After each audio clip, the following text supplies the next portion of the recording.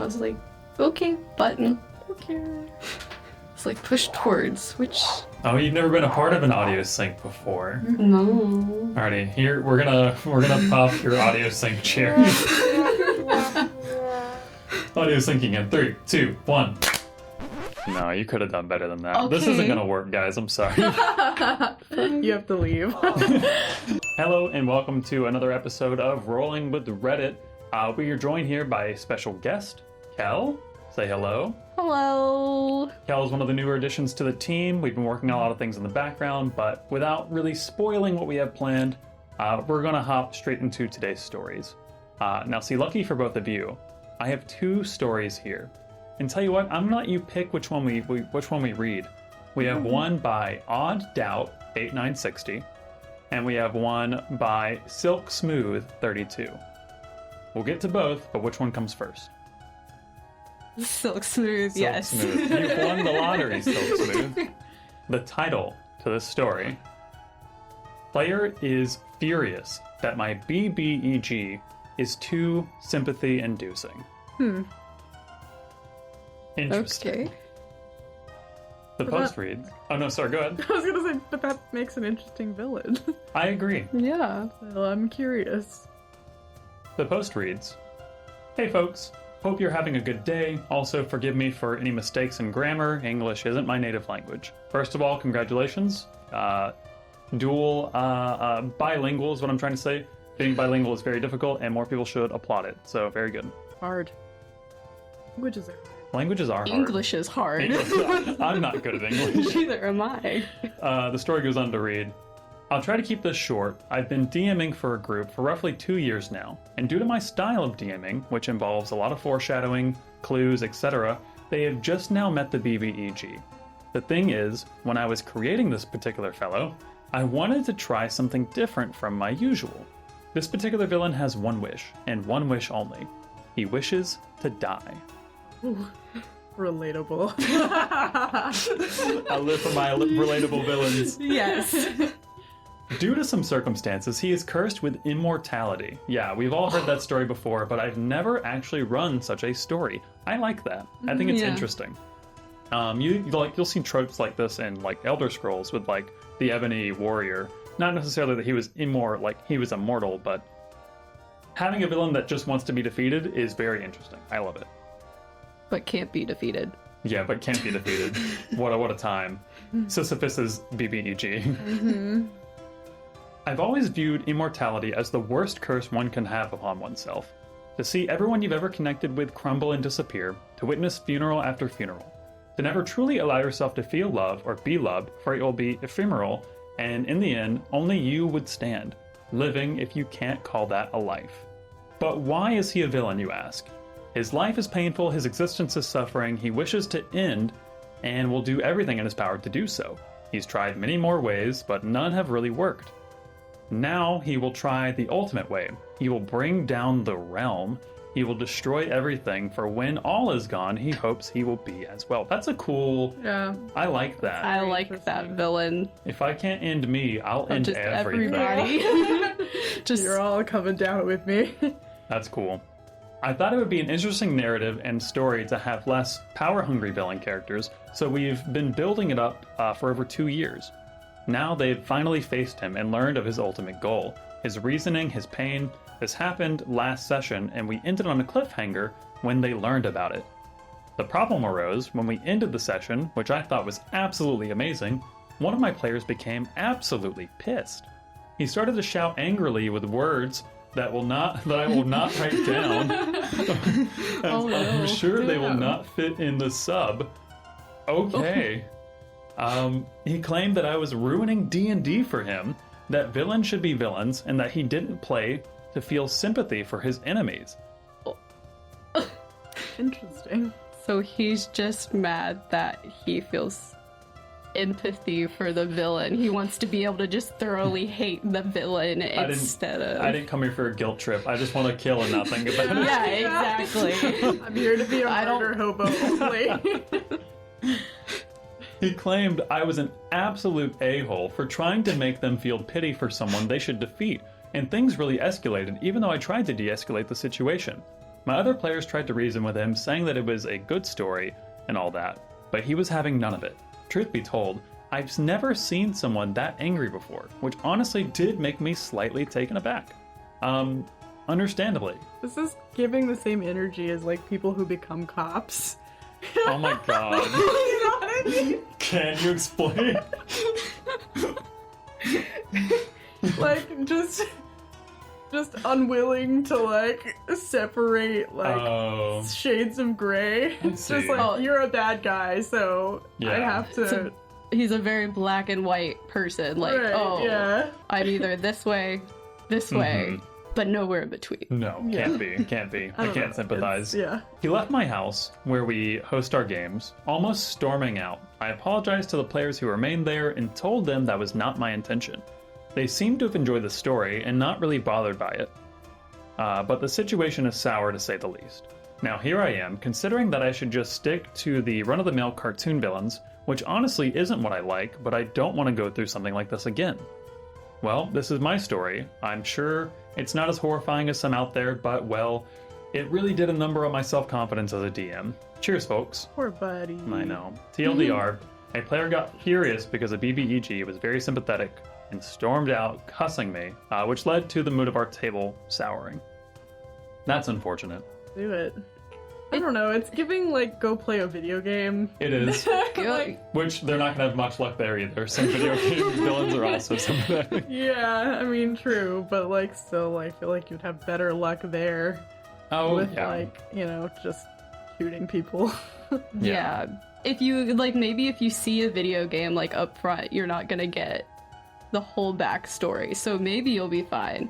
But go look at the lore, then pretty much every villain has a backstory that you can sympathize for. Like, that's just what makes for a dynamic villain.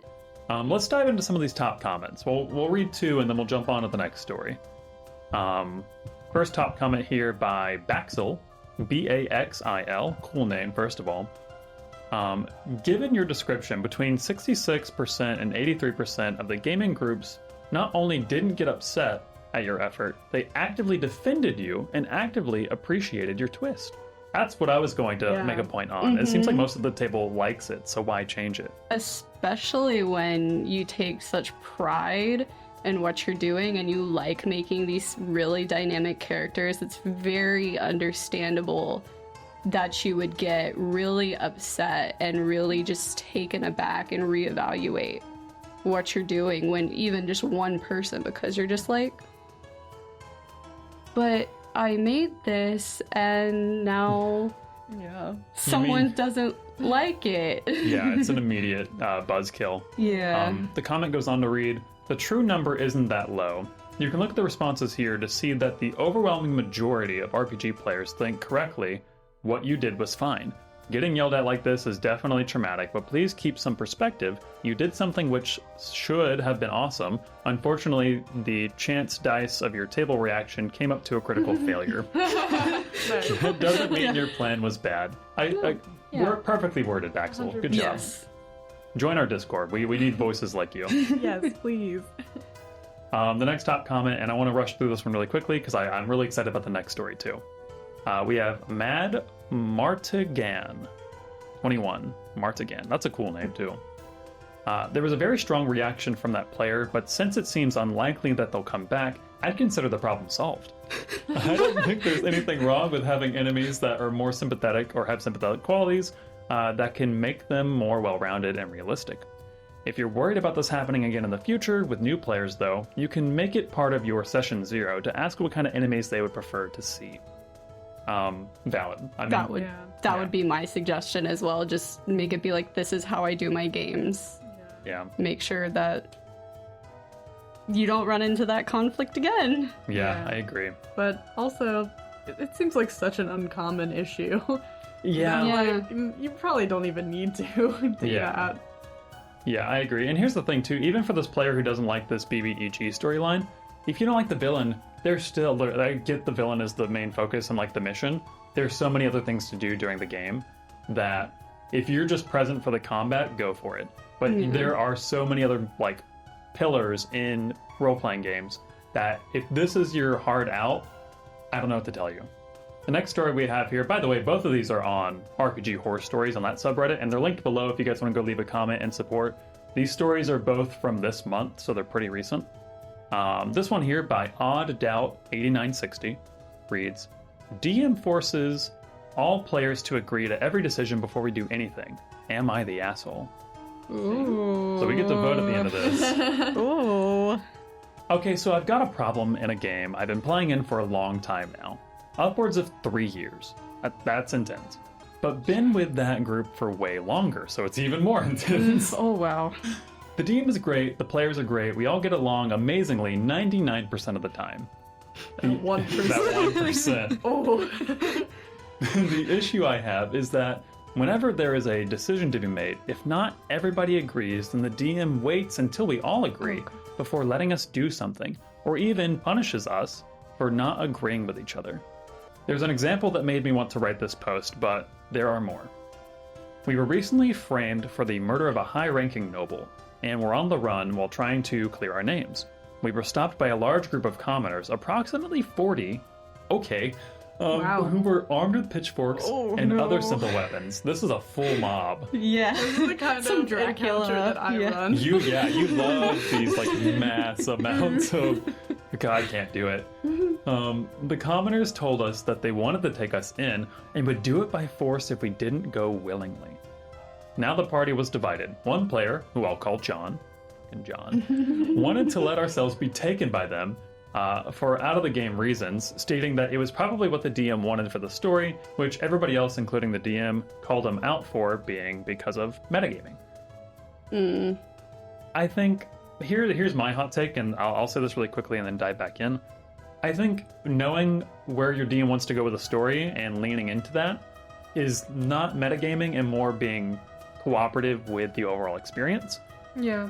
Depending on what that is, of course, don't compromise on your character's Right, beliefs. as long as it doesn't go, directly against your character. Yeah. Because if you're, chaotic evil, you're not going with that mob. No, absolutely it not. would only be more so lawful or neutral alignments if you're going off of that. I It's agree. the only time that you're... Or survival. If your character just really doesn't want to die. Yeah. It's just like... No.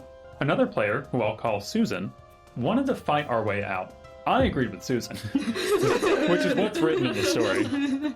Since we were level 9, we could probably take them on, and since our characters would reasonably believe that if we go with the commoners, we would be executed, so that fear of your life factor, the last player, who I'll call Bobby, wanted to bribe them. The issue was that the commoners were already being offered 10,000 gold for our arrest, and we'd have to pay more than that, which we didn't have. Yeah. What did you guys do? What no. noble was this? I guess it must have been pretty high up there. We're talking close to royalty status. Who of has 10,000 the gold highest on the table. charisma? Flirt your way out of this. Seduce the mob, all 40 of them. All 40. Just don't train. Oh, God. Me and Susan told Bobby and John that if they wanted to bribe them or go with them, Susan and I wouldn't join them, and that our characters wouldn't go down without a fight. This caused the DM to get mad, saying that if we didn't all agree, then he would wait until we did, and he wouldn't let any of us do separate things. Now, I get the idea that splitting the party isn't great, Yeah. but it was a tense roleplay moment with high stakes. Everybody was at odds, trying to do what they thought was the best choice. And if we needed to go in different directions to make it work, then we should do that. I can also see that it would be difficult to have the party doing different things from the DM. But we've done things like that on a higher scale before. We ended up finishing the session early, as things were getting tense out of game, and the DM has postponed our next session for a couple of extra weeks, saying, I need a break to figure out stuff for the game. I feel like maybe I was the asshole here, but I'm not sure. What do y'all think? Votes? Yeah. I agree with what you said. About going with the DM is sometimes necessary to the story. But also I think as a DM you have to know that that's not always like a possibility, and like sometimes You have to be able to adapt to what your players decide to do, because that's kind of D&D is not linear. Yeah. It's so far off of linear. It's like real life, and not everyone's gonna agree all the time. Yeah.